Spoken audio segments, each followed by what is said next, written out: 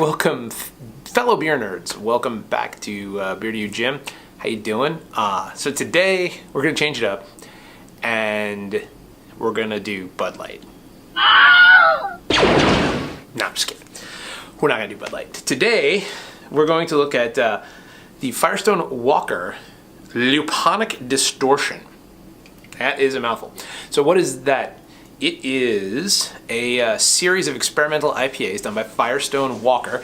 So that is a Paso Robles, California kind of micro, you know, one of the microbreweries that has gotten big in the last couple of years and has pretty wide distribution kind of all over the place. This is one of their beers. So what they do, it's kind of neat. They started about 2 years ago, and they'll just mess around. I think it's only the beer itself, so the mash and the yeast and everything else is the same, and all they change is the hops, which is kind of cool.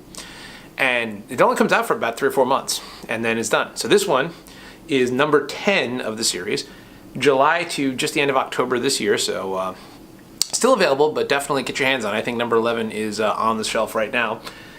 And they just do different things with hops. Kind of cool. So if you read the can, it's got a really kind of badass looking kind of just explosion-y kind of thing going on. And if you read it, they talk about the flavor. They're going for like a fruit kind of thing. So looking at mango creamsicle, peach ring, and ruby grapefruit. So one of the other interesting thing is they don't tell you at all what the hops are. They just say, hey, you know what? We're putting some hops in from the Pacific Northwest and Germany and Earth and places like that, and figure it out. And this is what we want it to taste like. It's the brewer doing brewer stuff. Can't complain. For those following along on the home game, this one is 5.9% ABV and 53 IBUs-ish. So yeah, let's get this guy into a can. So I will warn you, this comes in 6-packs of cans, and I've had a bad experience opening 4 of them thus far of this 6-pack, where unless someone is coming into my house and shaking these things up in the middle of the night, they just foam like big dogs no matter what you do. So this has been sitting quietly here on this little side table, not doing anything since I turned the camera on. So let's see. If it makes a mess, I got nothing.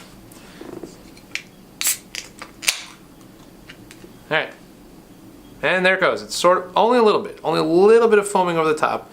Last one wasn't good, but here we go. So into the glass we go.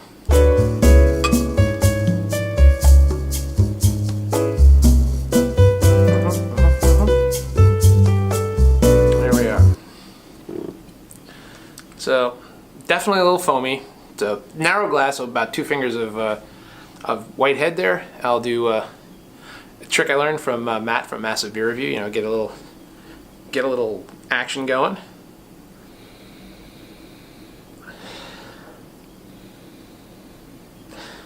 So on the nose, yeah, definitely softer hop notes. So this is definitely not like piney and resinous and funky. This has definitely got the sweeter fruit going on.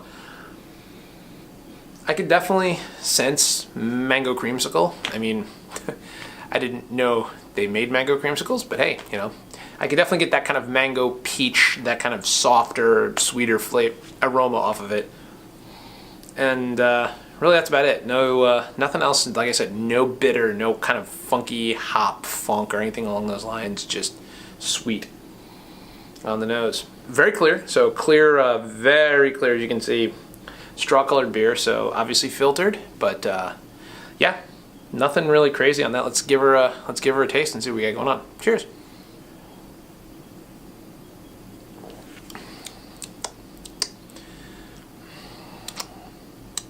Yeah, there it is. Yeah, I can see what they're talking about, mango creamsicle. So I think they achieved what they want to achieve on the can. There's some peachy, mango-y, fruity kind of things going on. Is the taste going to blow you out of the water? Not particularly. Is it wild and crazy? Not particularly. Is it good? Yeah, it's well made. And if you like those kind of flavors, yeah. Is this brewer doing brewer stuff? You bet. If this is them writing down a playbook to figure out what hops play nicely with each other to build great beers in the future, then cool in the gang. It does taste like, I don't get any grapefruit, but you know, I don't have the best, my palate isn't 100,000% accurate. I do get the peach, I do get the mango, I get some of that melony kind of sweet flavors. It's a thin finish. There's really not, it doesn't have a long aftertaste, and it's kind of thin on the mouthfeel, so it just kind of hits you up front with sweetness and fruit, and then that's kind of it. So I mean, not bad, well made. It's a well put together beer, there's nothing wrong with it. But in the literal ocean of super interesting IPAs out there, this one isn't the most interesting of any of them. It's there, it's interesting, whatever have you. So Untapped had a 3.8 out of 5 with about 22,000 reviews. So not as massive as some of the other super widely accessible beers, but certainly accessible. Some people have tasted it. And so for me, like I said, I have to separate, is this a well-made beer? Yeah. Is it blowing my doors off? Not as such. It's there, it's cool.